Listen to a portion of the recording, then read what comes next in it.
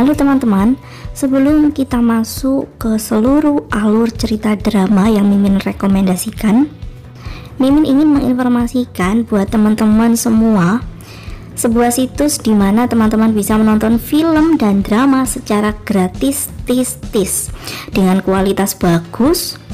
Ketik pada browser gadget teman-teman, klik .gg/dutamovie21.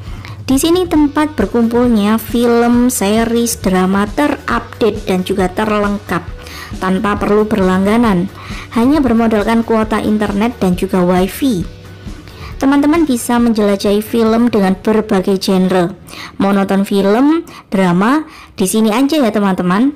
Klik .gg/dutamovie21, situs nonton streaming paling lengkap dan terupdate. Untuk link situsnya Mimin cantumkan di deskripsi atau pin komen ya teman-teman.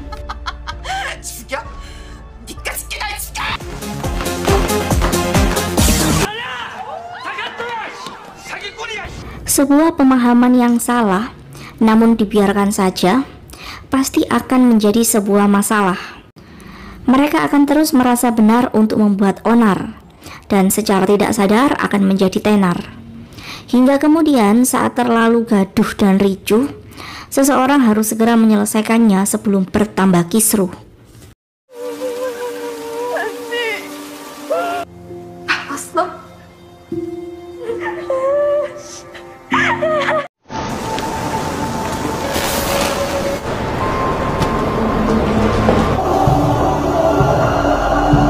Cerita dimulai dengan kepanikan para korban dari serangan teror gas beracun di stasiun Suju tahun 1987 oleh seorang pria misterius yang terlihat tenang saat memulai aksinya.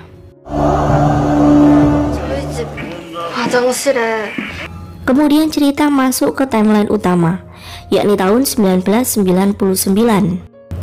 Di sebuah kantor polisi terlihat seorang siswi SMP bernama Lee Kyung Jin ingin melaporkan kejadian aneh yang telah terjadi di rumahnya.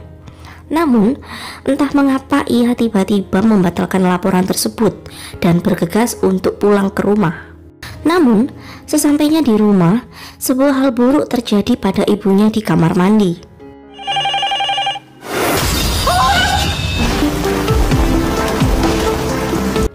Dan keesokan harinya, seorang detektif senior bernama Cho Hyun In ditugaskan untuk menangani kasus tersebut dengan rekan barunya yang bernama Lee Si Jong.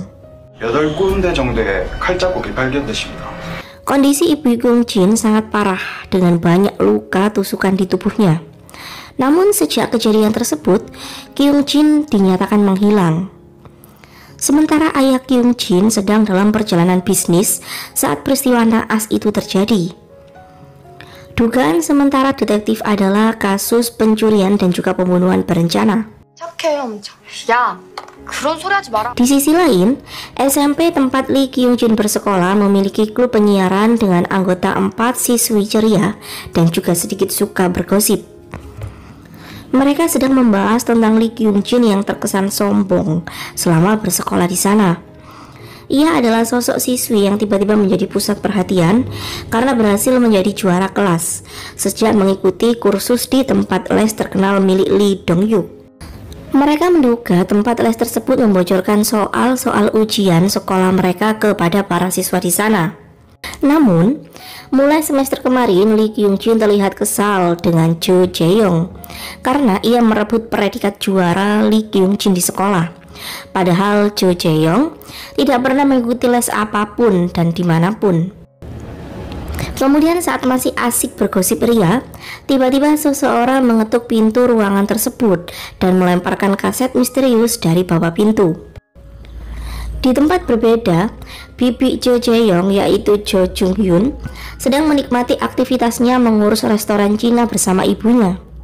Saat itu, ada seorang pendeta di desa tersebut datang dan memberi nasihat kepada ibu Jung Hyun untuk lebih bersyukur karena keluarganya telah diterima kembali di desa tersebut. Rupanya, Pelaku dari teror gas beracun di stasiun Suju tahun 1987 adalah kakak dari Jung Hyun sendiri yang kini masih mendekam di penjara untuk mempertanggungjawabkan kejahatannya. Jung Hyun sangat membenci tindakan egois kakaknya, namun ia sangat mencintai putri tunggal kakaknya yang bernama Jae-yong. Keesokan harinya, Detektif Choi mendatangi sekolah Lee Kyung-jin untuk mencari informasi penting tentang hilangnya siswi SMP tersebut. Namun tidak banyak informasi yang mereka dapatkan di sana, sehingga mereka lanjut ke tempat les Lee Kyung-jin. Sementara itu, Jung Hyun tiba-tiba mendapatkan tamu agen asuransi teman SMA-nya yang bernama Jung Yong-sop. Agen asuransi tersebut memberitahu bahwa kliennya sedang dirawat di rumah sakit karena usaha percobaan bunuh diri dengan membakar dirinya sendiri.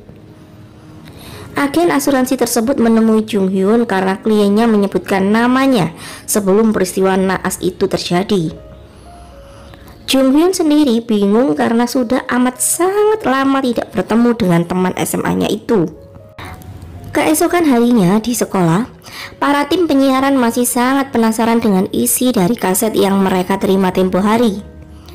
Dan mereka pun memutuskan untuk mendengarkan isi rekaman tersebut. Namun tiba-tiba, mereka merasa takut sendiri dan akhirnya menghentikan kaset itu. 내가 1부이라도 빨리 도착했어. Di tempat berbeda, ayah Lee Kyung-jin pun akhirnya sudah kembali dan bisa dimintai keterangan. Ayah Lee Kyung-jin menyerahkan sebuah kaset rekaman terakhir milik putrinya yang dikirim kepadanya. Dalam rekaman tersebut, Lee Kyung-jin bercerita kepada ayahnya bahwa predikat juara kelas di sekolahnya telah diambil oleh siswa baru yang bernama Jo Jae-yong. Dan Kyung-jin semakin kesal karena teman barunya itu adalah putri dari seorang teroris yaitu Jo Kyung-ho. Detektif Choi pun terkejut karena ia memiliki kenangan yang sangat buruk tentang peristiwa teror tersebut, di mana ia harus kehilangan istrinya untuk selama-lamanya. Kasus ini seperti membuka luka lama Detektif Choi yang tidak akan pernah bisa melupakan istrinya.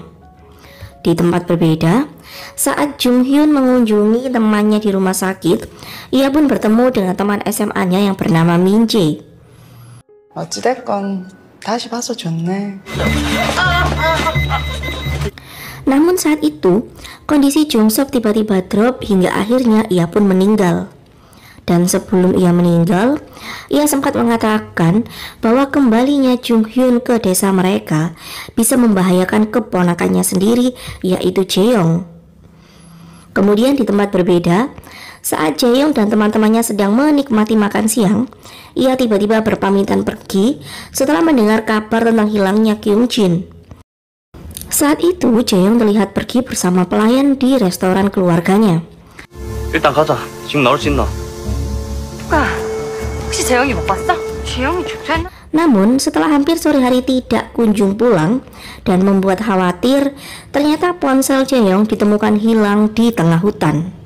실종된 지 반나절이나 지나서야.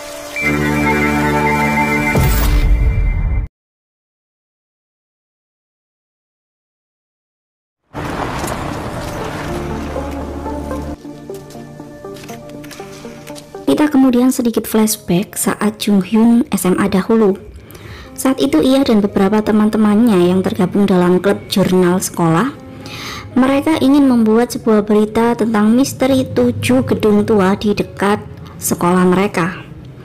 Mereka tidak mengindahkan larangan yang tertulis di depan gedung tua tersebut. Dan di dalam gedung itu, mereka dibuat bertanya-tanya dengan beberapa simbol di gedung itu.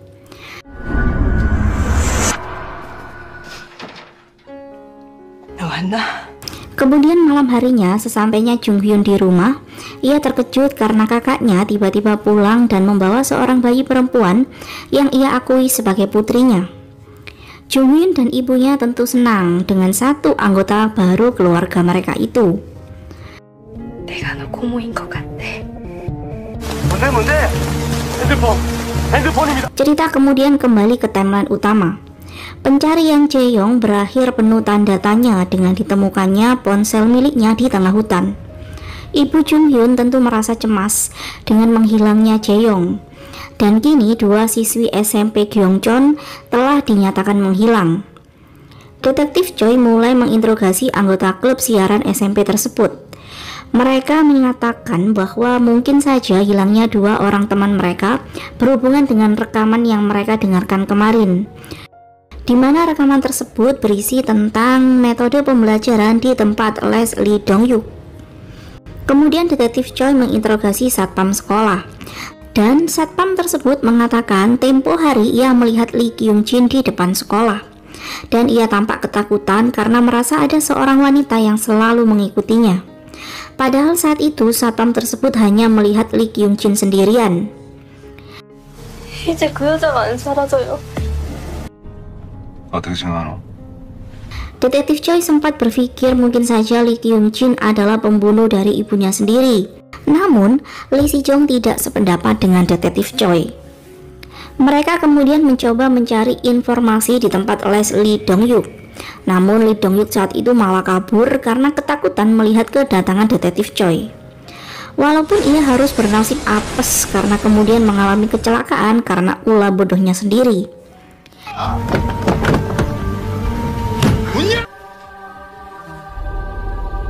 Di tempat berbeda, saat Jung-hyun pergi ke rumah pelayan restorannya yang telah pergi dengan Jae-yong, ia melihat banyak simbol aneh di tempat tersebut. Kemudian ia pergi ke tempat pastor untuk menanyakan tentang pelayan restorannya yang bernama Hwan Kyu. Pastor tersebut menceritakan tentang kepribadian Hwan Kyu yang telah berubah menjadi semakin baik akhir-akhir ini. Namun pernah suatu hari ia berubah mengerikan. Hwan Kyu tiba-tiba marah dan melukai dirinya sendiri saat pastor itu mengajak semua jamaat untuk mendoakan para korban tragedi 1987. Kemudian setibanya di rumah, Jung-hyun bertemu dengan Mansuk yang telah lama menunggunya. Mansuk adalah teman sekolah Jae-yong yang sangat khawatir dengan sahabatnya itu. Mansuk ingin memberitahu bahwa beberapa hari sebelum Jae-yong hilang, ia sering menerima surat dari ayahnya yang ada di penjara. 자기 아빠가 Dan orang yang menjadi perantara antara Jae-yong dengan ayahnya adalah teman SMA Ju-hyun sendiri. Mendengar hal tersebut, Jung-hyun tentu merasa cemas dan khawatir karena ia tidak tahu ayah dan anak itu diam-diam masih berkomunikasi. Di tempat berbeda, saat Kyung-ho sedang diwawancara untuk kasus teror yang telah ia lakukan, ia tidak banyak berbicara, dan setiap jawaban yang ia berikan malah membuat mereka bertanya-tanya apa maksud Kyung-ho sebenarnya. Sementara itu, Jung-hyun langsung menemui Min-jae untuk menanyakan siapakah teman mereka yang menjadi perantara surat antara kakaknya dan juga Jae-yong. Jung-hyun sendiri ia masih sangat membenci kakaknya karena ulah tidak bertanggung jawabnya itu telah membuat ia dan ibunya menjalani hari-hari yang sangat buruk setelah kasus teror tersebut. Sementara itu, detektif Choi sepertinya menemukan sesuatu yang mencurigakan dari rekaman tempat les Lee Dong-yuk. Detektif Choi menyuruh Lee Si-jong untuk mencoba mendengarkan bagian akhir rekaman tersebut. Dan Lee Si-jong sendiri, ia pun merasa ada yang aneh dari rekaman itu. Detektif Choi merasa kasus kali ini mungkin lebih berbahaya dari teror bom 12 tahun yang lalu. Dan kemudian mereka mendapatkan laporan tentang penemuan mayat di dekat sungai. Dan ternyata itu adalah Lee Kyung-jin yang telah tewas.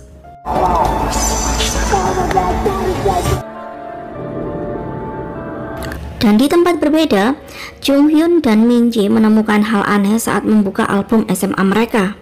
Rupanya simbol di gedung tua yang mereka temukan dahulu sama seperti simbol yang ada di rumah Hwan Kyu. 내가 잊고 있었던 게 와 엄청 많네. 진짜 장난 아니네요. 좀 하네 우리. Cerita kemudian flashback masa SMA Jung-hyun. Saat itu, jurnal tentang misteri 7 gedung tua yang mereka terbitkan menjadi viral di kalangan para remaja, bahkan di sekolah-sekolah lainnya. Dan di antara kiriman hadiah dari fans-fans mereka, ada satu yang mencuri perhatian mereka, yaitu sebuah kaset misterius. Kemudian saat mereka menonton rekaman tersebut, mereka sangat terganggu dengan suara bising dalam video itu.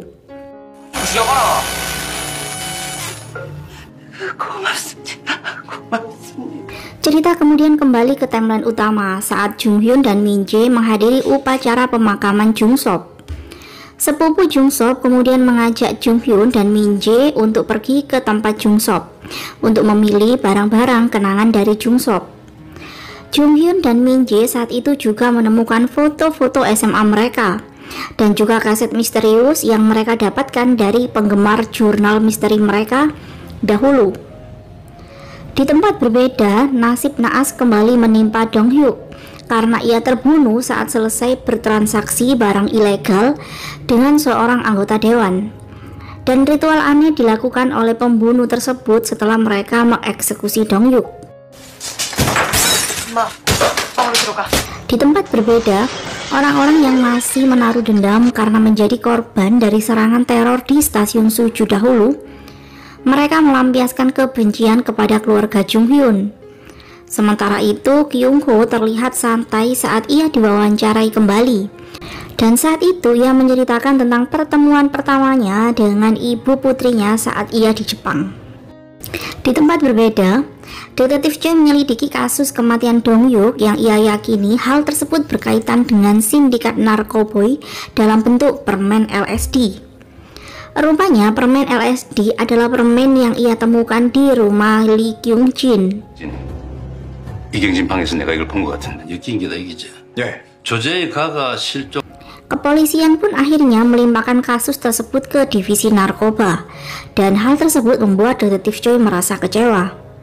Kemudian untuk bisa menemukan Jae-young, Jung Hyun mulai menghubungi teman-temannya dan menanyakan tentang misteri kaset rekaman yang mereka dapatkan dahulu.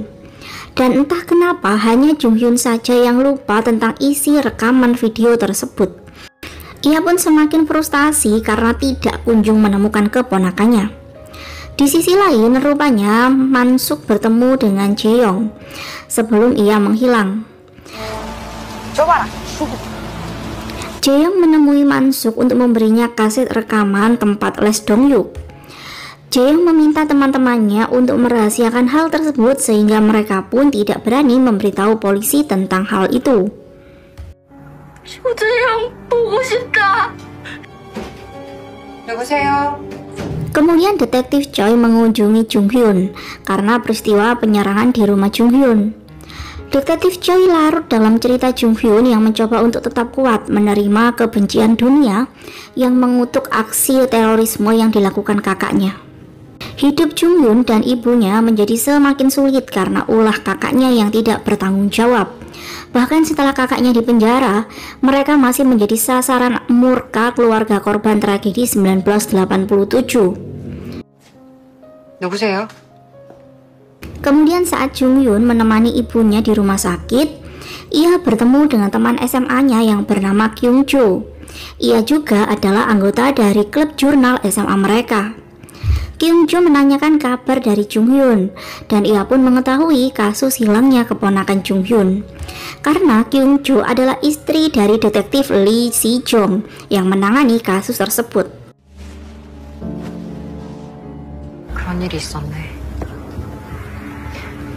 Kemudian mereka membahas tentang video rekaman yang mereka dapatkan dari penggemar klub mereka dahulu. Dan Kyung Jo masih ingat isi video tersebut. Ia bahkan masih ingat kejadian-kejadian aneh yang ia alami setelah menonton video itu, yang membuatnya trauma dan sakit beberapa hari. Karena ia dihantui oleh sosok wanita menyeramkan dari dalam video itu. 비디오 속 여자.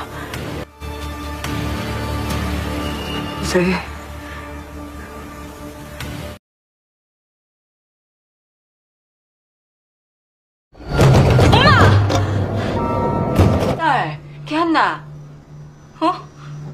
Mimpi buruk yang dialami oleh Kyung Jo juga dialami oleh beberapa teman klub lainnya, terkecuali Jung Hyun yang bersikap biasa saja karena tidak mengalami kejadian aneh apapun. Dan teror mimpi buruk Kyung Jo tiba-tiba hilang setelah terjadinya serangan teror gas beracun. Kemudian Jung Hyun tiba-tiba pindah sekolah dan klub redaksi mereka bubar begitu saja. 마치 한 번도 친한 적 없었던 것처럼. Di tempat berbeda, Detektif Choi memimpin pasukannya dalam penyerbuan sebuah gedung terbengkalai yang diduga kuat sebagai sarang peredaran barang haram. Tim SWAT yang diterjunkan berhasil mengamankan beberapa korban yang sepertinya tersandra di dalamnya. 나 듣고 있을지도 몰라요. Dan hal yang aneh terjadi saat seorang tawanan gedung tersebut memilih untuk mengakhiri hidupnya sendiri dan menolak untuk diselamatkan. Ia menyebut nama guru sebelum ia menembakkan pistol ke arahnya sendiri. Dan di luar ketidaktahuan mereka, tiba-tiba sebuah bom meledak dan mencederai Detektif Lee hingga ia harus kehilangan satu kakinya. Sementara itu, Mansuk dan teman-temannya akhirnya memberanikan diri untuk memberikan kaset yang tempo hari dititipkan oleh Jae-yong kepadanya. Perasaan rasa bersalah kepada rekannya membuat Detektif Choi kembali terluka seperti saat kehilangan istrinya dahulu. 이 형사 아내분과 친분이 있으시다고요?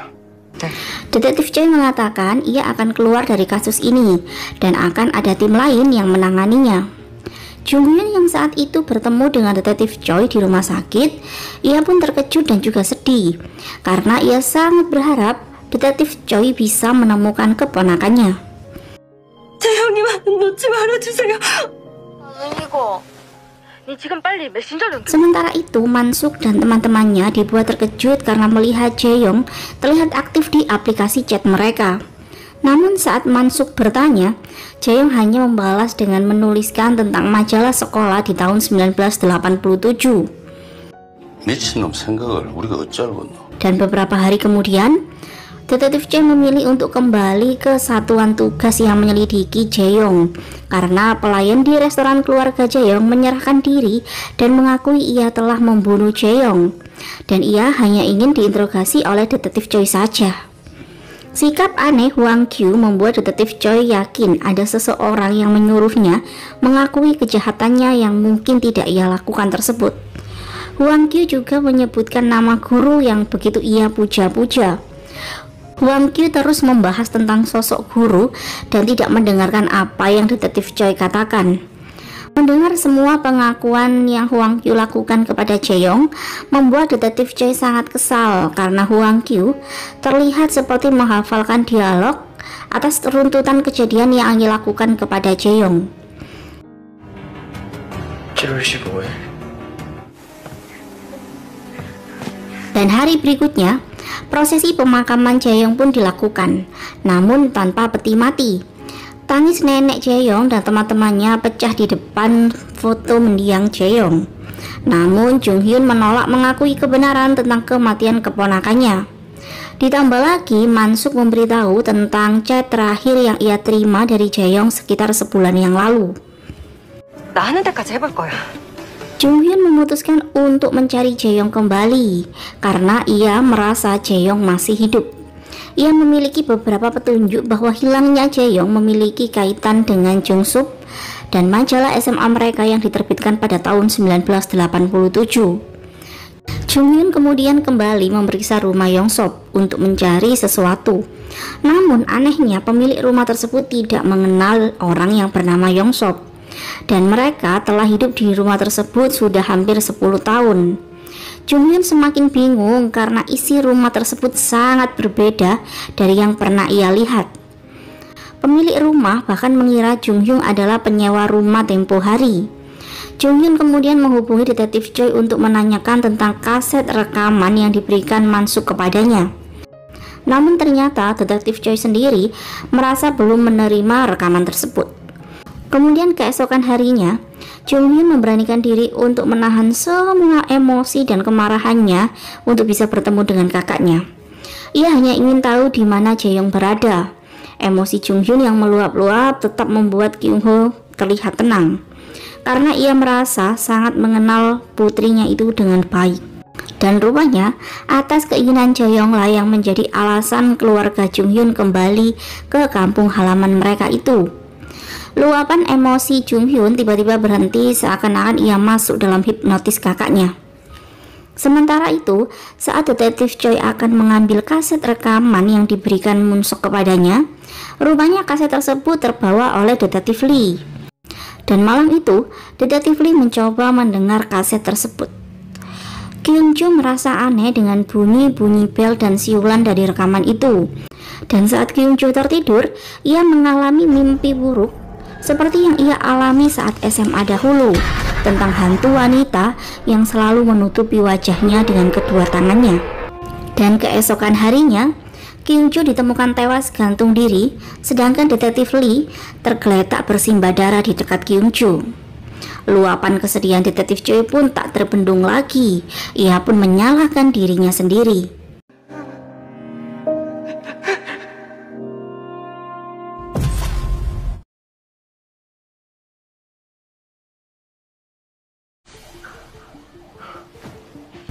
Kesedihan yang dirasakan oleh detektif Choi membuat kesehatannya melemah dan ia harus beristirahat untuk sementara waktu, mengembalikan kondisi pikiran dan tubuhnya.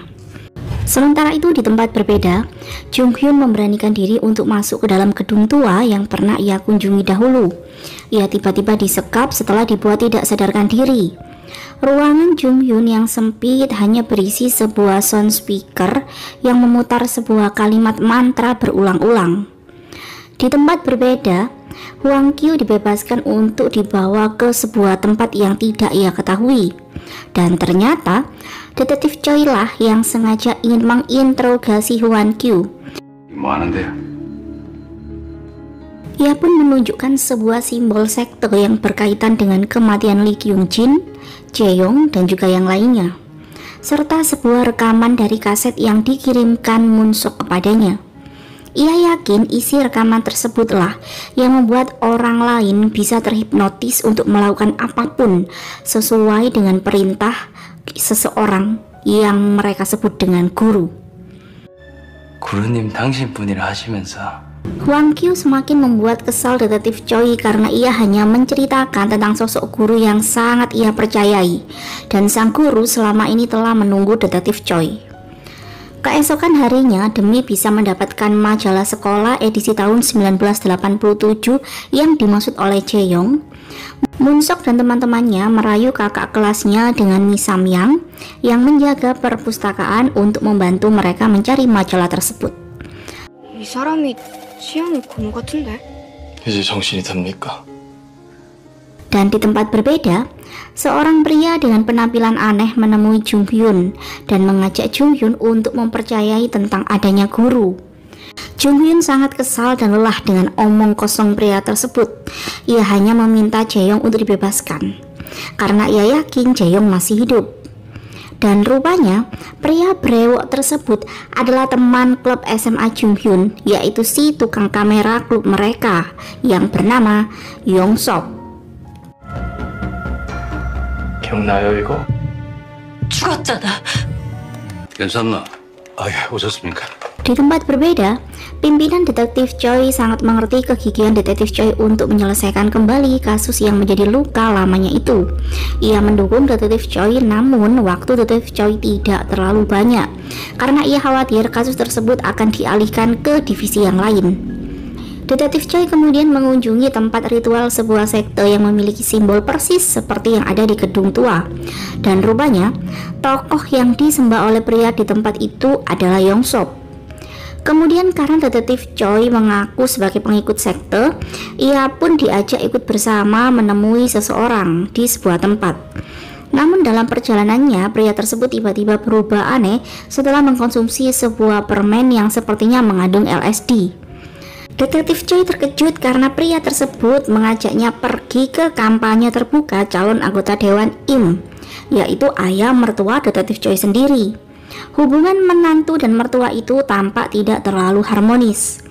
Setelah mengobrol dengan mertuanya yang penuh dengan kepercayaan diri untuk memenangkan pemilu kali ini, detektif Choi yakin mertuanya merupakan anggota sekte guru itu.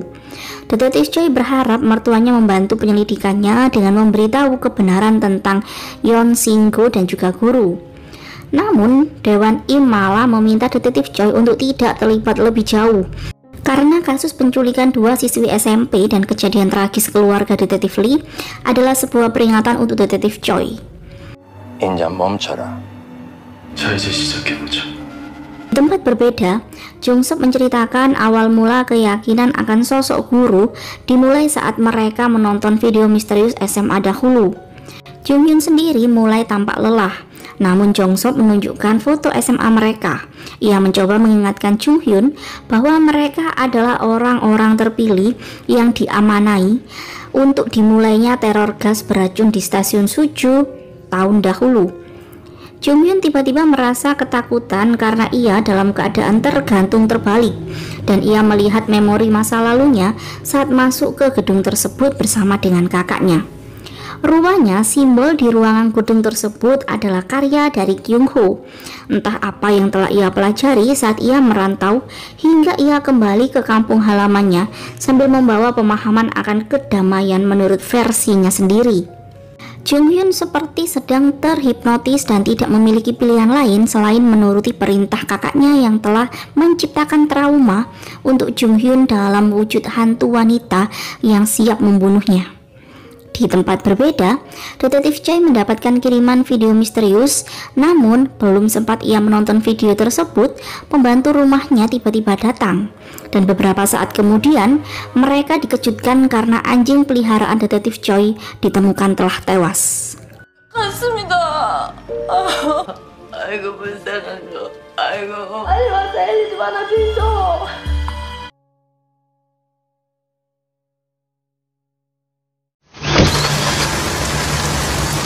Sejak saat itu, Detektif Choi semakin yakin bahwa sosok guru selama ini diam-diam mengamati dirinya. Kemudian keesokan harinya, ia mengikuti asisten rumah tangganya yang nekat pergi ke suatu tempat di bawah derasnya hujan. Dan rupanya, ia menuju ke sebuah gedung tua. Detektif Choi melihat sebuah ruangan dipenuhi lilin dengan sebuah kursi di tengah-tengah. Kemudian ia menemukan sebuah ruangan dengan papan bertuliskan pimpinan. Dan sangat mengejutkan, di ruangan tersebut sedang berlangsung sebuah ritual yang dilakukan oleh puluhan orang dengan mengenakan seragam putih. Ada beberapa orang membuat tumpukan manusia dan sisanya terlihat menyembah tumpukan tersebut. Dan asisten rumah tangga Detektif Choi adalah peserta ritual tersebut. Namun suara tembakan Detektif Choi yang mencoba untuk membela diri saat seseorang akan menangkapnya membuat peserta ritual menghentikan ritual mereka.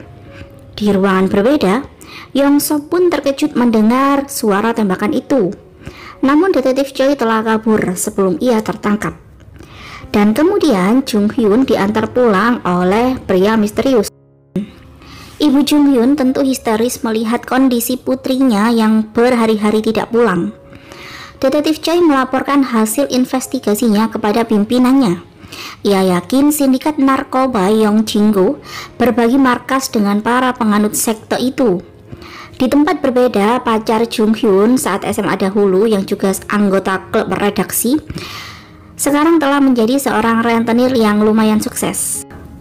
Namun, ia juga tidak bisa mengingat dengan baik tentang yang terjadi di tahun 1987 dahulu. Mendengar Jung Hyun dirawat di rumah sakit, ia pun pergi menjenguknya. Jung Hyun meminta Yong Tak untuk membawanya pergi ke suatu tempat. Dalam perjalanan, Jung Hyun melihat kembali album SMA mereka. Dan ia pun memberitahu bahwa Yong Sop masih hidup. Dan kini Yong Sop seperti orang yang terpenjara dengan pikirannya sendiri. Jung Hyun kemudian mengakui sebuah rahasia yang selama ini ia lupakan. Ia meminta maaf karena ialah yang melibatkan semua teman-temannya dalam serangan gas beracun tahun 1987 dahulu. Namun Yong Tak kurang mengingat betul kejadian itu. Di tempat berbeda, Detektif Choi pergi menemui asisten Yong Tak. Karena asisten Yong Tak dahulu adalah anggota dari geng tengkorak yang menjual gas beracun secara ilegal. Detektif Choi menanyakan sosok Profesor Jang yang terkenal dalam geng itu. Namun tidak banyak yang pernah melihat wajah dari Profesor Jang. Detektif Choi meminta asisten Yong Tak untuk mencari Profesor Jang. 이거 사슴 농장 아니었나? 확실하진 않지만 Sementara itu, Yongtak mulai menemani Jonghyun untuk mencari Jaeyoung. Mereka pergi ke sebuah peternakan babi untuk mencari petunjuk. Jonghyun bertanya kepada pemilik peternakan tersebut, karena dahulu peternakan itu adalah peternakan rusa, dan simbol sekte yang Jonghyun lihat juga ada di tempat itu. Pemilik tersebut mengatakan peternakan rusa tersebut telah tutup karena menjual tanduk rusa secara ilegal, sebelum akhirnya pemiliknya dipenjara. Dan saat ia membeli peternakan itu dalam keadaan terbengkalai dengan bau busuk semua bangkai rusa di tempat itu.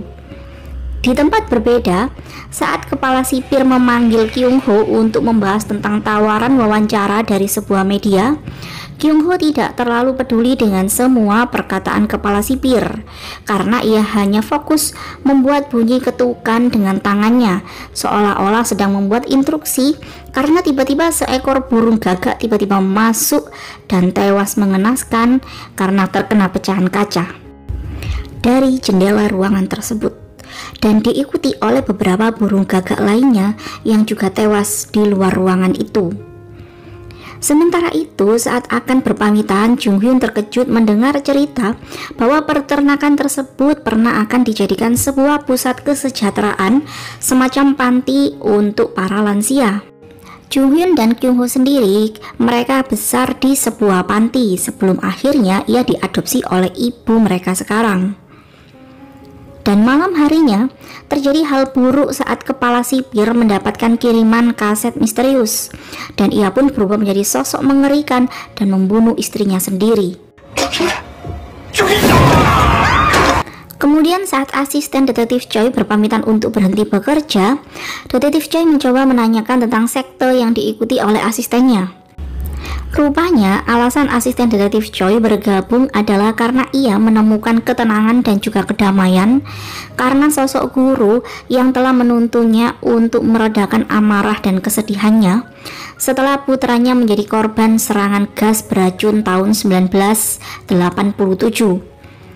Detektif Choi mengatakan asistennya harus berhati-hati karena bisa jadi guru adalah orang yang terlibat dalam serangan gas beracun dahulu. Namun ia sengaja merangkul semua korban untuk ia peralat. Dan dari situlah asisten detektif Choi mulai ragu dengan keyakinannya pada guru. Dan ia pun memberitahu tentang perintah perwakilan sekte itu untuk mengambil video rekaman dari rumah detektif Choi. Dan saat ini mereka sedang bingung karena guru belum juga kembali. Kemudian setelah keluar dari rumah sakit, Jonghyun mencoba untuk pergi ke tempat kenangan dirinya dan kakaknya dahulu.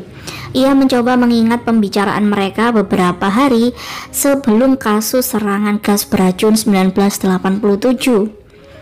Kyung Ho saat itu berterima kasih karena berkat bantuan Jonghyun dan teman-teman klub redaksinya, ia berhasil melakukan rencananya. Jonghyun sangat terkejut dan hampir tidak percaya, namun emosinya tiba-tiba hilang saat Kyung Ho menghipnotisnya untuk menghapus ingatan Jonghyun. Di tempat berbeda, detektif Choi dan pimpinannya sedang menuju ke rumah kepala sipir yang menjadi TKP pembunuhan, seperti rumah detektif Lee. Dan detektif Choi juga menemukan kaset rekaman misterius di tempat itu. Merasa sangat yakin dengan kasus ketiga yang sama persis dengan dua kasus sebelumnya, di mana sebuah kaset misterius membuat seseorang membunuh orang terdekatnya dan kemudian memilih untuk bunuh diri, membuat pimpinan detektif Choi yakin untuk segera mengambil tindakan. 진행해보자. 최형인이라고 합니다. Detektif Choi kemudian pergi ke lapas untuk menemui Kyung Ho. Ia pun mengajak dua reporter yang pernah mewawancarai Kyung Ho sebelumnya. Dan tidak seperti biasa, Kyung Ho meminta sebatang rokok sebelum memulai wawancaranya. Reporter tersebut meminta Kyung Ho untuk menceritakan tentang putrinya. 된 이야기로 시작하는 게 좋을 것 같습니다. 하나부터 열까지 우리를 굶기고 짓밟고 Kegilaan Kyung Ho rupanya sudah sejak ia masih anak-anak. Ia mencuci pikiran adiknya untuk membantunya menghukum semua orang jahat yang kerap kali melakukan hal buruk kepada mereka selama mereka dibesarkan di panti asuhan. 안녕하세요, 형사님. Kemudian beberapa hari sebelum wawancara detektif Choi pada Kyung-ho, Jung-hyun menemui detektif Choi untuk menceritakan tentang pertemuannya dengan kakaknya. Dan ia semakin yakin kakaknya berkaitan dengan hilangnya Jae-yong. Ia juga menceritakan bahwa ia yakin melihat Jae-yong di gudang saat ia disekap kemarin. Namun ia merasa keberadaan Jae-yong di sana karena keinginannya sendiri, sehingga ia memutuskan untuk mencari Jae-yong sendirian. Jung-hyun memberitahu bahwa Kyung-ho adalah orang yang sangat berbahaya. Ia pun meminta detektif Choi untuk berhati-hati dan jangan menemui Kyung-ho sendirian. Dan saat itu, detektif Choi baru mengetahui bahwa Choi Kyung-ho bukanlah nama sebenarnya, namun itu adalah nama mendiang ayah Kyung-ho. Kemudian setelah melihat poster pencarian Jae-yong yang dicoret dengan kata-kata mengerikan, Jung-hyun datang ke gereja untuk meminta keadilan dan juga kebesaran hati orang-orang agar tidak lagi memberikan perlakuan buruk kepada ia dan keluarganya. Karena seharusnya Jae-yong dan ibunya tidak berhak menanggung kebencian mereka atas tindakan tidak bertanggung jawab kakaknya.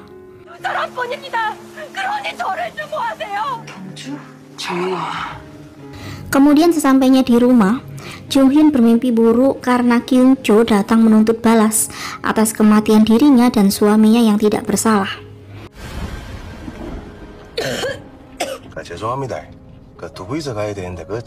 Dan keesokan harinya, Jung-hyun ditemani Yong-tak dan asistennya untuk mencari Jae-yong kembali. Mereka menemukan gedung tua seperti yang ada di artikel majalah SMA mereka. Gedung tua itu tampak persis seperti gedung yang pernah disergap oleh detektif Choi dan pasukan satgasnya. Semua lorong terlihat sama seperti di artikel SMA Jung-hyun, dan beberapa simbol sekte mereka ada di sana. Merasa semakin aneh dengan tempat tersebut, Yong-tak pun mengajak Jung-hyun untuk segera pergi.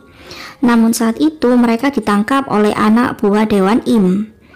Dewan Im mengancam Jung-hyun dengan keselamatan Yong-tak. Jung-hyun tentu tidak punya pilihan lain dan menerima perintah dari Dewan Im. Di sini Jung-hyun baru teringat bahwa Dewan Im adalah pengikut guru yang dahulu menjadi kepala panti asuhan di tempat Jung-hyun dibesarkan.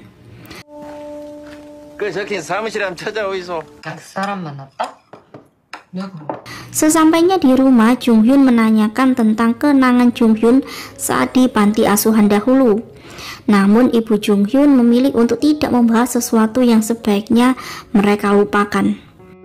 Namun ibu Jung-hyun kemudian teringat dengan sosok putri Dewan Im yang sangat baik dan juga menyayangi Jung-hyun dahulu. Dan putri Dewan Im itu pernah berkunjung ke rumah mereka. Ibu Jung-hyun merasa aneh dengan sikap putri Dewan Im karena ia sepertinya datang untuk bisa melihat Jae-yong, dan mungkin saja Jae-yong memang putri kandung dari wanita tersebut. Sementara itu, saat detektif Choi melakukan wawancara dengan Kyung-ho, ia bisa menebak bahwa kehadiran detektif Choi adalah untuk mengetahui keterlibatannya dengan kasus hilangnya Jae-yong. Dan saat itu Kyung-ho dengan santai memberitahu bahwa ia adalah guru yang sebenarnya. Dan ia kemudian mengajak detektif Choi untuk mendengarkan ceritanya tentang mendiang istri detektif Choi yang belum detektif Choi ketahui. Dan rupanya setelah keguguran yang dialami oleh istri detektif Choi, ia pergi ke Jepang dan menjalin hubungan terlarang dengan Kyung-ho hingga melahirkan Jae-yong. Dan kematian istri detektif Choi di stasiun Suju saat itu adalah hal yang sudah ia rencanakan, karena istri detektif Choi adalah salah satu rekan Kyung-ho dalam serangan teror tersebut.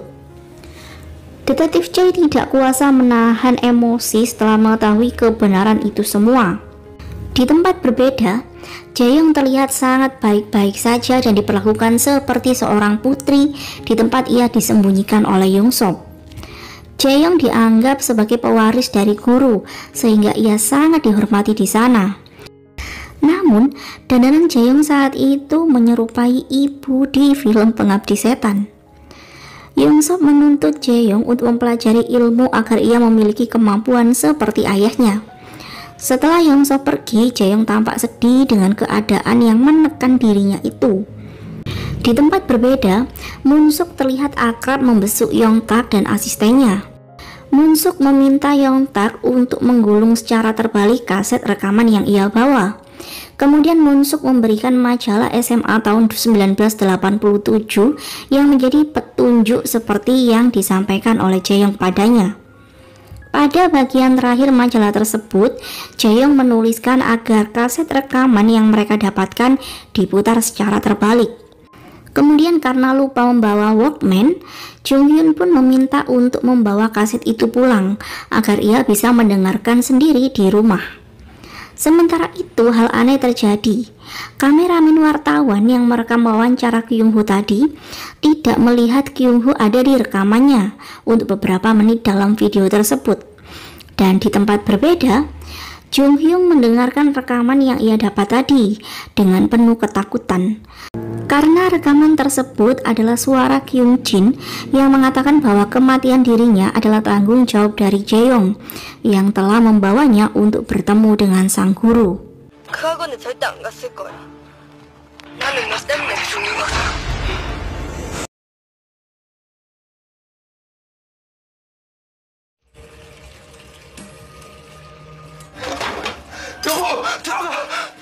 Dan terjadi lagi sebuah peristiwa mengerikan yang merenggut nyawa kameramen dan istrinya dengan metode sama seperti kasus kematian detektif Lee.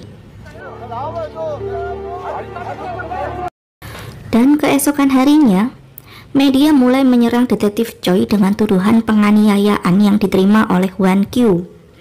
Dan karena laporan tersebut, detektif Choi harus diskorsing selama 2 minggu sampai situasi mereda.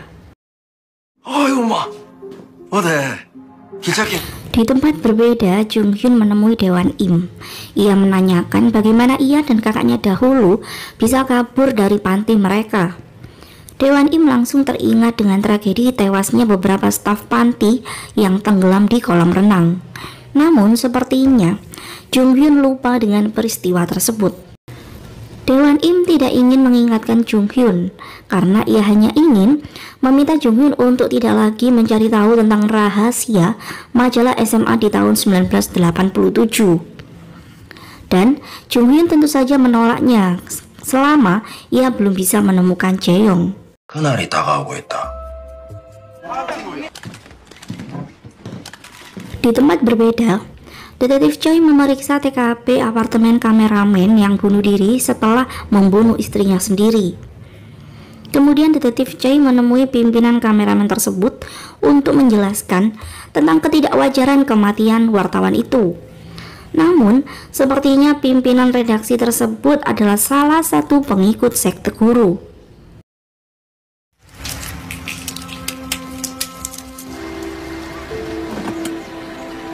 Detektif kemudian pergi ke gereja yang sedang mempersiapkan hari peringatan tragedi teror stasiun Suju.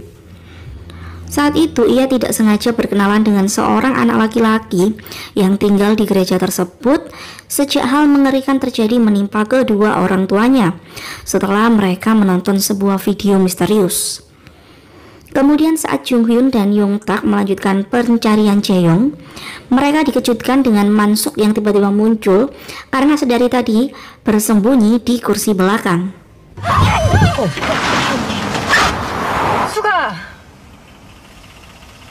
Di tempat berbeda, detektif Choi meminta anak laki-laki yang ia temui tadi untuk mengantarnya melihat isi video misterius yang ia maksud.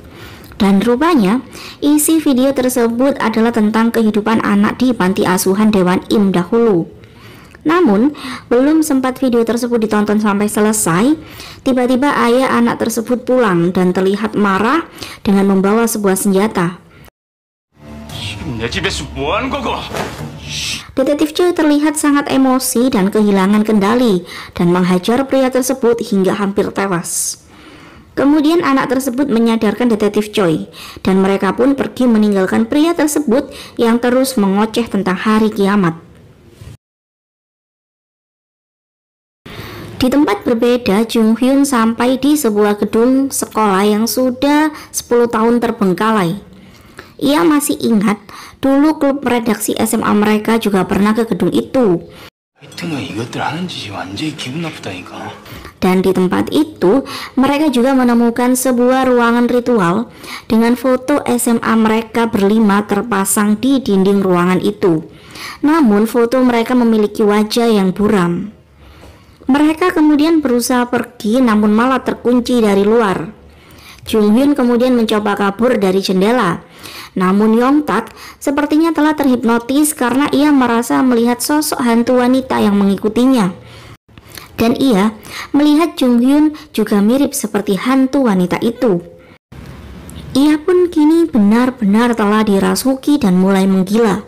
Namun ia masih mencoba untuk mengingat Jung Hyun dengan samar-samar.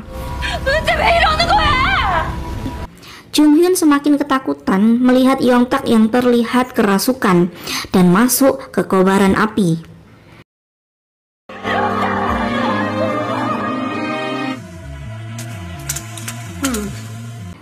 Dan di tempat berbeda, saat pimpinan redaksi membawa seorang psikiater untuk bertemu dengan Kyung Ho, psikiater tersebut bernasib naas karena menjadi korban hipnotis Kyung Ho yang mencoba untuk memanfaatkan pimpinan redaksi yang sudah terhipnotis olehnya. Hingga pada akhirnya psikiater tersebut pun kini menjadi pengikut sekte guru. Kemudian setelah membawa anak kecil yang ia temui ke rumah sakit, detektif Choi langsung pergi ke suatu tempat untuk mencari sesuatu. Ia memutar arah mobilnya menuju lapangan golf dekat SMA Chongyang. Dan di tempat berbeda, Yong Sop sedang bersiap-siap untuk melakukan ritual pemurnian. Saat itu ia membicarakan tentang Jung Hyun dan juga Yong Tak. Jae-young merasa sedih sekaligus lega karena bibinya berhasil kabur. Rupanya tangan kanan Yong Sop selama ini yang telah membunuh dua teman anggota klub redaksi mereka adalah Min Jae. 이제 좀 있으면 그 사람 죄. Sementara itu, detektif Choi terlihat mengikuti mobil kursus sains yang membawa banyak video misterius untuk siap diedarkan. 맞이하는 기다.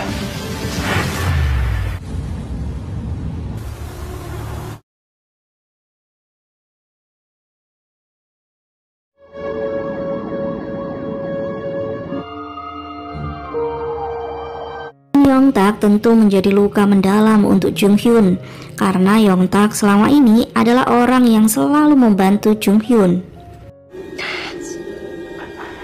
Sementara itu, cerita kemudian sedikit flashback tentang awal Min Jae menjadi pengikut guru.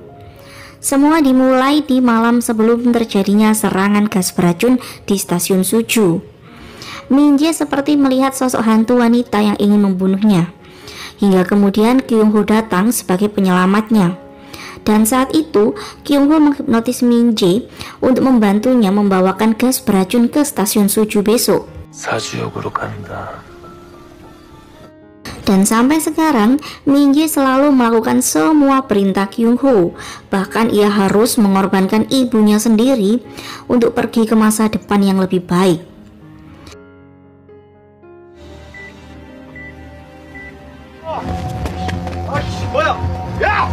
Di tempat berbeda, detektif Choi langsung menyerang anak buah sindikat narkoba yang mencoba untuk mengedarkan kaset-kaset misterius yang selama ini menjadi teror.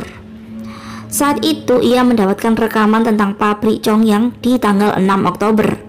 Namun seseorang berusaha untuk melumpuhkannya dari belakang saat ia ingin memutar rekaman tersebut. Dan ternyata Min Jae lah yang menculik detektif Choi atas perintah dari guru. Detektif Choi bingung kenapa orang seperti Min Jae begitu mudah menjadi pengikut Kyung Ho dan begitu memujanya. Min Jae sendiri ternyata menganggap Kyung Ho sebagai manusia spesial, sehingga sebuah kehormatan ketika Min Jae bisa membantu keinginan Kyung Ho. Kemudian tiba-tiba Kyung Ho menghubungi Min Jae setelah ia berhasil menghipnotis kepala sipir. Kyung Ho ingin menyapa detektif Choi yang sudah sangat lama telah menjadi targetnya. Detektif Choi sama sekali tidak takut dengan omong kosong Kyung Ho, karena kini ia telah mengerti tujuan Kyung Ho adalah untuk balas dendam pada semua warga di kota Soju yang telah membuat hidupnya menderita di panti asuhan sejak kecil. Kemudian setelah menutup teleponnya, Min Jae telah bersiap untuk mengulangi tragedi 1987 di tanggal yang sama, yaitu 6 Oktober. Dan di tempat berbeda, sebuah ritual pun dimulai oleh para pengikut sekte tersebut. Semua orang akan menonton video di lokasi pabrik Chongyang seperti yang telah direncanakan oleh Min Jae. Sebuah pembantaian terstruktur yang berkedok sejarah awal kehidupan baru akan dimulai. Dewan Im memasang topeng pelindung gas beracun untuk bersiap-siap melakukan misinya sesuai dengan instruksi guru. Sementara itu, Detektif Choi dengan cerdik mencoba untuk melawan Min Jae yang akan memulai rencananya untuk memutar rekaman kaset karena waktunya telah tiba. Dan dalam keadaan terluka, Detektif Choi kemudian mencoba untuk menghalangi Min Jae melakukan rencananya. 왔나? 정연아. Dan saat itu Jung Hyun datang. Ia tentu terkejut mengetahui keterlibatan Min Jae.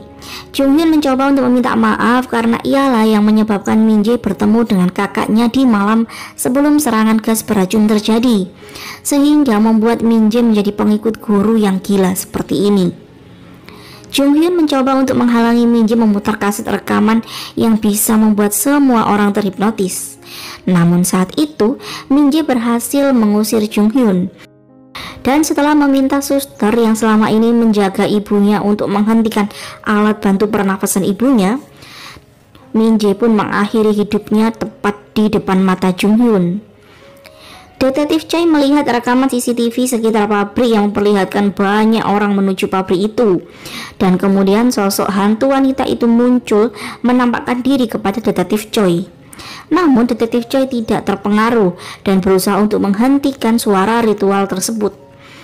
Di sisi lain, pengawal Dewan Im sedang masuk membawa koper yang berisi gas beracun. Jung Hyun mencoba mati-matian untuk menghentikan rekaman tersebut. Satu persatu korban mulai ditandai oleh pengikut guru dan mereka langsung menceburkan dirinya ke kolam. Detektif Choi pun berusaha untuk menghancurkan rekaman itu dan akhirnya pengeras suara tersebut berhasil dihancurkan dan membuat semua orang pun tersadar dari hipnotis mereka. Semua bingung dengan apa yang terjadi, mengapa mereka semua berkumpul di sana. Namun Dewan Im dan anak buahnya telah melepaskan gas beracun. Semua pun menjadi panik dan mulai kehilangan tenaga. Dewan Im menemui Jung Hyun yang hampir pingsan menghirup gas tersebut.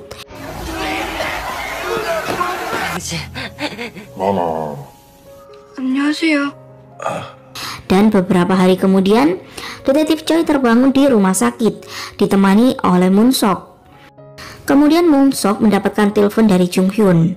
Dan saat itu, sebuah berita yang mengungkapkan tentang kasus kematian 200 orang akibat ritual sekte sesat telah berhasil diungkap. Dan Yong Sop kini menjadi DPO untuk kasus tersebut. Namun, Jae-young belum juga berhasil ditemukan. Dan di tempat berbeda, Jae-young terlihat semakin bosan dikurung di tempat itu, walaupun ia memiliki teman sebaya yang menjadi pelayan pribadinya.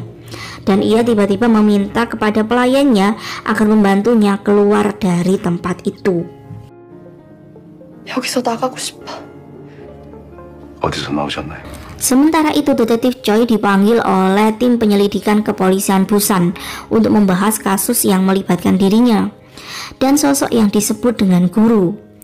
Dan di tempat berbeda, saat Kyung Ho akan dipindahkan ke tempat yang baru, ia diikat begitu kuat seperti takut bisa melukai orang lain. Namun, ia tetap berhasil kabur dari tempat itu. Sementara itu, pelayan Jae-young pun malam itu akhirnya membawa Jae-young untuk kabur. 치료 감호소를 탈출했습니다.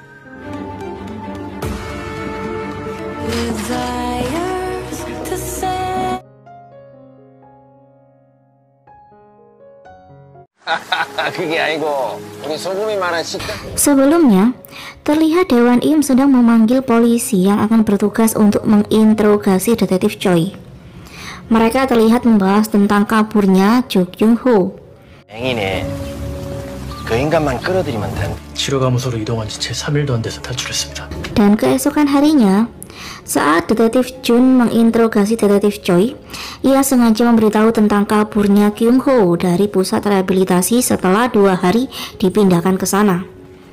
Sebenarnya untuk kasus gas beracun di pabrik Chongyang kemarin, pihak kejaksaan telah menetapkan Jong Sop sebagai guru yang menjadi pimpinan sekte sesat. Namun kedua detektif tersebut yakin bahwa guru sebenarnya bukanlah Yong Sop, melainkan Kyung Ho. Terlebih lagi, peristiwa kaburnya Kyung Ho dari awal pusat rehabilitasi telah menewaskan 5 orang petugas di sana.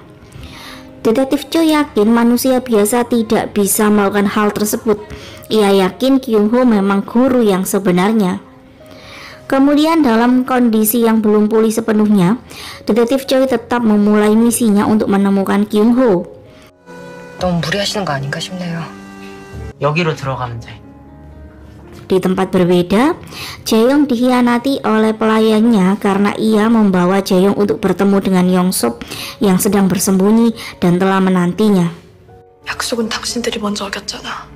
Di tempat tersebut, Jae-yong rupanya selama ini bersedia tinggal di sana karena Yong Sop berjanji untuk melindungi Jung Hyun. Yong Sop mulai menjadi emosi karena sikap Jae-yong yang seenaknya. Namun ia berubah ketakutan saat Jae-yong mengancam untuk bunuh diri. Ia tentu takut karena Jae-yong adalah putri dari sang guru. Jae-yong mengancam akan melukai dirinya jika Yong Sop melukai Jung Hyun. Semua anggota sekte tersebut benar-benar takut jika terjadi sesuatu yang buruk kepada Jae-yong. Sementara itu, di rumah sakit, tempat perawat Kyung Ho yang masih selamat dalam tragedi kaburnya Kyung Ho kemarin, ia yang beberapa hari tampak syok dan tidak bisa berbicara, tiba-tiba mengucapkan kalimat pertamanya saat bertemu dengan detektif Choi. Rupanya, Kyung Ho sengaja membiarkan dirinya tetap hidup adalah agar ia bisa menyampaikan pesan kepada detektif Choi, yaitu Kyung Ho telah menunggu detektif Choi di tempat putri mereka dilahirkan. Keesokan harinya, saat detektif Choi menunggu Jung Hyun untuk pergi bersama, ia mendapatkan kesulitan untuk menghubungi Jung Hyun karena Jung Hyun memutuskan untuk pergi menemui Dewan Im sendirian. Rupanya kegagalan upaya teror gas beracun di pabrik Chongyang kemarin tidak menyurutkan niat para anggota sekte untuk melanjutkan ritual pemurnian yang sebenarnya, yaitu menyiapkan Jae-yong sebagai pewaris sang guru.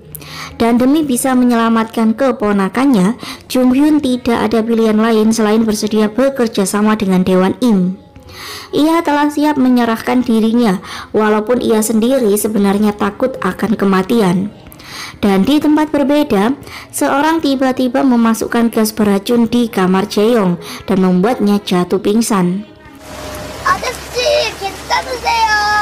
Sementara itu, Kyung Ho menyamar sebagai petugas keamanan dan mendapatkan tumpangan dari seseorang ibu dan anak laki-laki yang baik hati kepadanya. Kemudian setelah detektif Choi membaca surat yang Jung Hyun titipkan kepada ibunya, detektif Choi bergegas pergi untuk menyelamatkan Jung Hyun.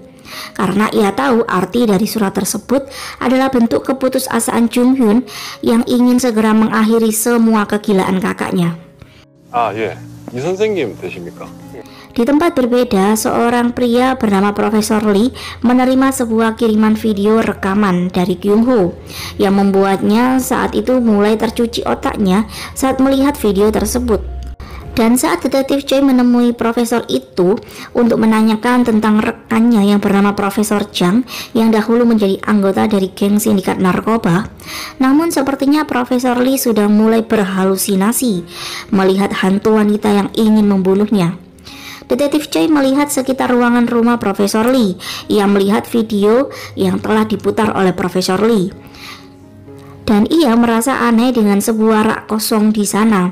Ia menduga Jae-yong disembunyikan di balik rak tersebut. Kemudian Profesor Lee tidak sanggup menahan diri dan mulai menggila dan hampir membunuh detektif Choi. Detektif Choi kemudian menghancurkan tangan Profesor Lee agar ia tidak bisa menyakiti orang lain, dan kemudian ia membebaskan Jae-yong yang disekap di dalam rumah Profesor Lee. Detektif Choi mengantarkan Jae-yong pulang ke rumahnya dengan selamat.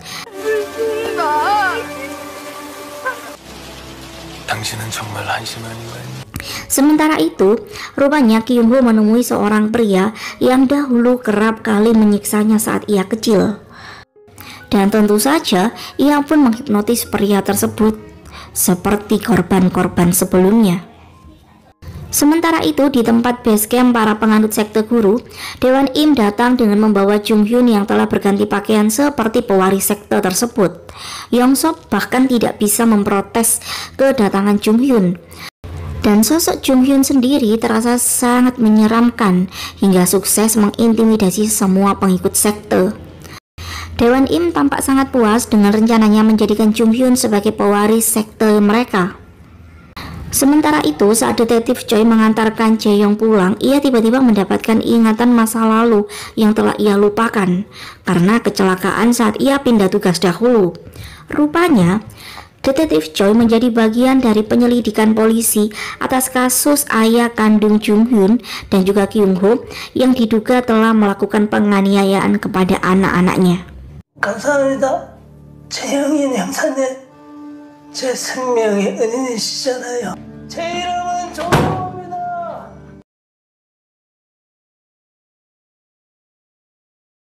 형사님, 죄송한데요. Dalam kasus tragedi berdarah di panti asuhan yang menjadikan ayah Jung Hyun sebagai tersangka, Detektif Choi tidak tahan dengan keputusan seniornya yang ia anggap sangat keterlaluan dengan menjadikan orang tidak bersalah sebagai pelakunya. Dan ia pun memutuskan untuk keluar dari divisi tersebut. Dan setelah itu, Detektif Choi mengalami kecelakaan yang membuatnya kehilangan beberapa ingatannya.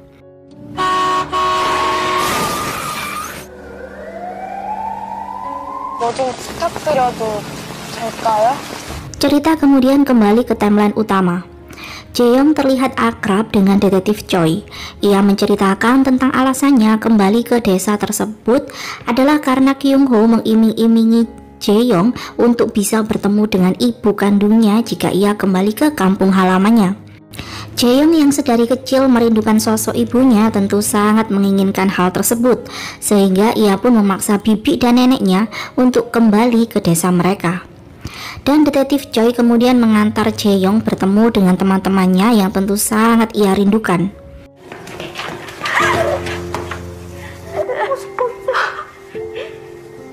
제 발로 여기 들어오신 이유가 그거 아닙니까?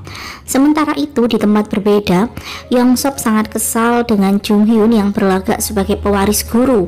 Namun saat ia melampiaskan kekesalannya dengan mencoba menyakiti Jung Hyun, ia tiba-tiba ketakutan karena seperti mendapatkan bisikan dari guru. Sementara itu, demi keselamatan Jae-yong yang masih dirahasiakan keberadaannya, Detektif Choi menyuruh Jae-yong dan neneknya untuk tinggal sementara di rumahnya.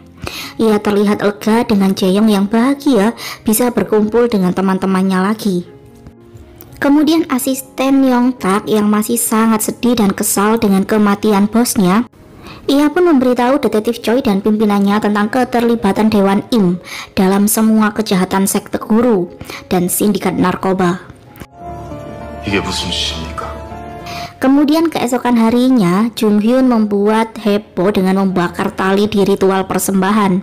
Yong Sop merasa semakin kesal, dan saat itu Jung Hyun memegang api yang membakar tali tersebut untuk membuktikan bahwa ia adalah pimpinan mereka yang tidak bisa disepelekan. Sementara itu, anak buah Yong-tak harus bernasib buruk saat ia memberanikan diri untuk membalaskan dendam bosnya kepada Dewan Im. Namun Dewan Im memilih untuk memberitahu kebenaran bahwa yang membunuh Yong-tak adalah perwakilan sekte guru, yaitu teman SMA Yong-tak sendiri. Di tempat berbeda, Moon-sok dan Jae-yong mengatakan bahwa bukan Jae-yong yang menuliskan pesan di majalah SMA tahun 1987. Dan Detektif Choi yakin orang yang berpura-pura sebagai Jae-yong sengaja ingin memancing Jung Hyun agar Jung Hyun mau menggantikan Jae-yong sebagai pewaris guru. Dan untuk menyelamatkan Jung Hyun, mereka akan mencari 7 gedung misteri yang telah ditulis di artikel majalah SMA 1987. Sementara itu, ibu Jung Hyun tiba-tiba menerima paket video misterius yang dialamatkan ke restorannya. Di tempat berbeda, berkat tindakan berani Jung Hyun, kini para anggota sekte mulai mempercayai Jung Hyun. Namun Jung Hyun sedari awal ia mengatakan bahwa ia bukanlah pewaris guru seperti yang mereka harapkan. Ia akan berusaha membantu mereka semua yang masih terperangkap dengan trauma dan kesedihannya atas meninggalnya orang tersayang mereka pada kasus teror tahun 1987 di stasiun Suju. Sementara itu, Jaeyoung dan detektif Choi menemukan gedung tempat Yongtak terjebak di dalam api yang menewaskan Yongtak dahulu. Detektif Choi seakan dejavu dengan tempat tersebut karena ia dan istrinya dahulu pernah mengunjungi 7 tempat misterius tersebut. 내가 아내한테 청혼했던 곳이야. 조경호 그 사람이 여기 왔어? Kemudian mereka melihat simbol dengan cat merah yang masih baru. Mereka yakin Kyung Ho baru saja dari sana. Dan rupanya Kyung Ho saat itu pergi ke restoran ibunya, dan ia melihat ibunya tampak seperti korban-korban lain yang mulai menunjukkan reaksi sama, yaitu mereka mulai halusinasi setelah menonton video misterius. Namun Kyung Ho tampak menyesal karena tidak seharusnya ibunya menonton rekaman itu yang bisa mencuci otaknya. Dan saat itu Kyung Ho mengingat kejadian yang sangat menyedihkan di mana istri detektif Choi dibunuh oleh ayahnya sendiri, yaitu Daewon Im. Karena istri detektif Choi ingin mengungkap kejahatan yang ayahnya lakukan kepada penghuni panti. Kemudian karena semakin tidak bisa mengontrol dirinya sendiri, ibu Kyung Ho saat itu penuh dengan ketakutan dan mencoba untuk membunuh Kyung Ho yang ada di dekatnya. Video tersebut ternyata sudah dimantrai bahwa siapapun yang menonton video itu akan membunuh orang yang paling mereka cintai dan kemudian bunuh diri. Namun ibu Kyung Ho saat itu tiba-tiba berubah pikiran. Ia ingin Kyung Ho tetap hidup dan akhirnya ia pun membunuh dirinya sendiri. Kyung Ho yang masih sangat shock dengan bunuh diri ibunya, kemudian ia mendapatkan tamu Daewon Im yang tampak sangat senang melihat Kyung Ho telah kembali. Kyung Ho terlihat kesal karena ia menduga Daewon Im lah yang mengirim video itu kepada ibunya.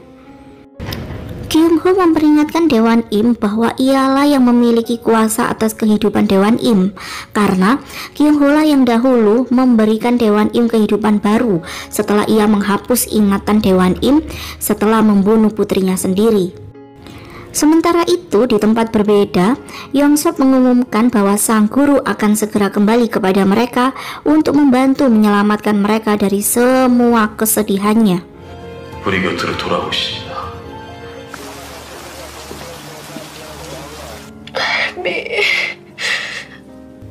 Sementara itu, kematian ibu Jung Hyun sangat memberi luka mendalam untuk Jaeyoung.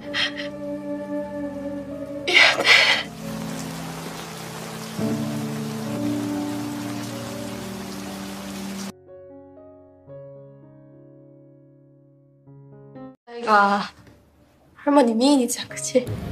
Keesokan harinya, suasana duka mengiringi kepergian nenek Jaeyoung. Dan di tempat berbeda, ritual pemujaan pun dimulai.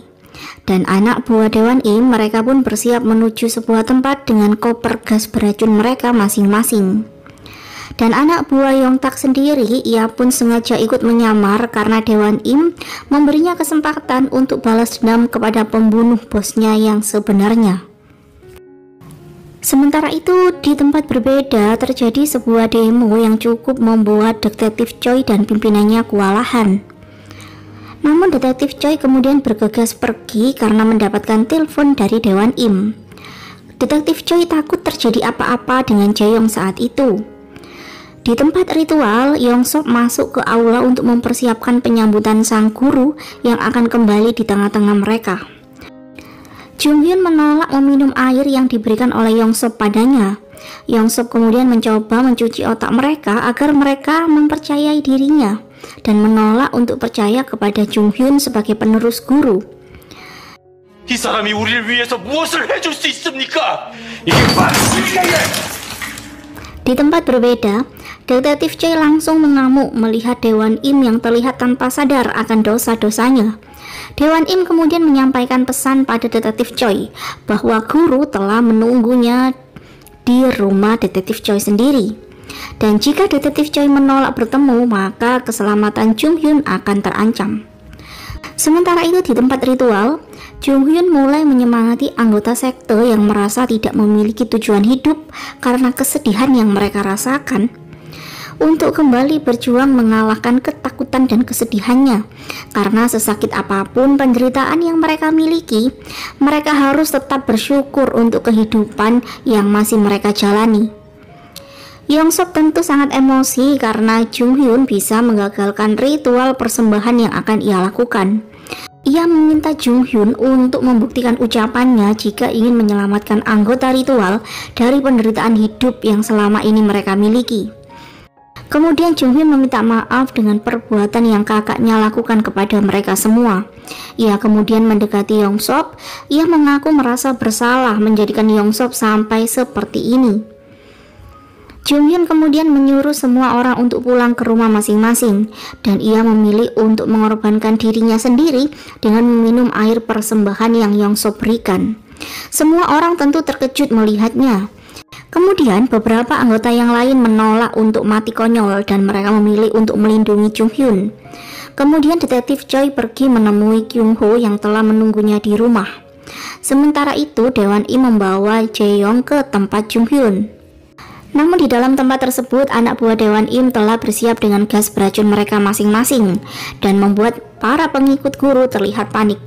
Kecuali Yongsop sendiri yang memang ingin mengadakan ritual mati bersama.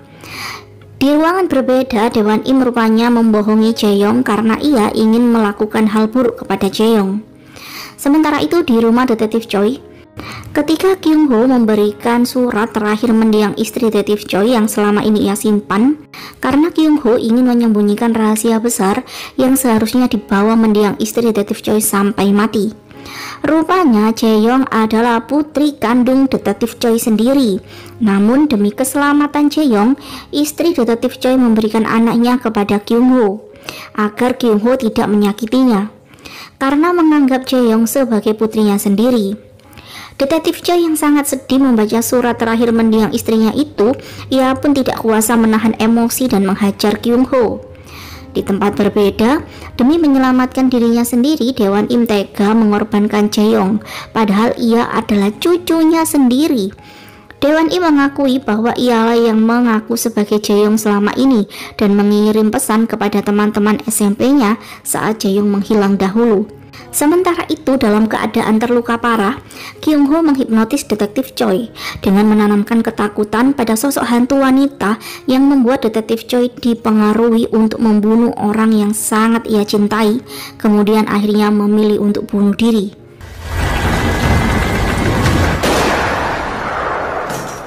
Tiba-tiba terdengar bunyi tembakan di tempat ritual. Dewan Im menyuruh anak buahnya untuk mengecek sumber suara tersebut. 이제 시간이 없어요.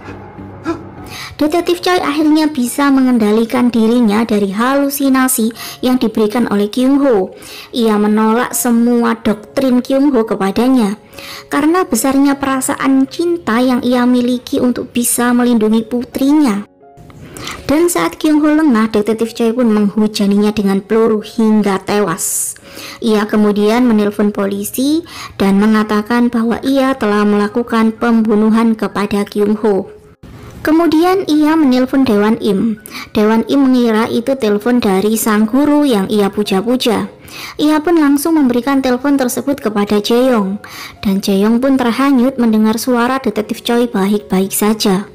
Mendengar percakapan Jae-yong yang mengharukan membuat Dewan Im bingung, dan saat itu ia pun terkejut mengetahui guru telah meninggal.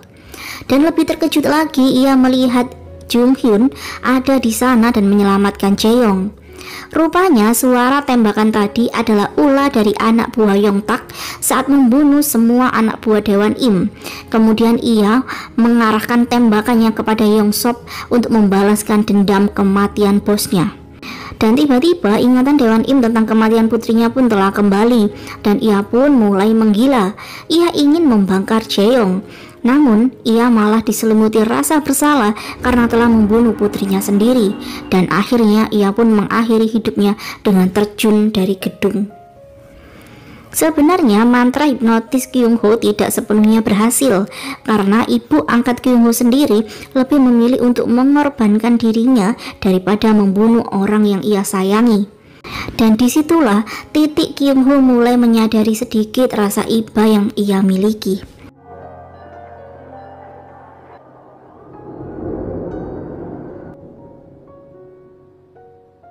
Singkat cerita, setelah beberapa hari, Jung Hyun pun akhirnya telah pulih.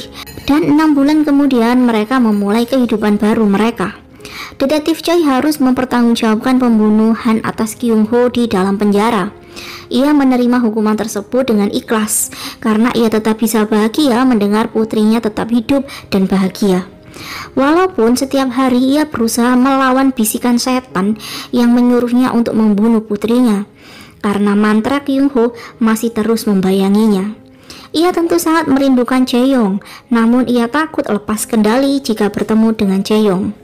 Ia tidak mau menjadi monster yang bisa merebut nyawa putrinya sendiri, sehingga ia memilih untuk tetap di dalam penjara, mencoba menahan bisikan setan dan rasa cinta yang amat besar kepada putrinya.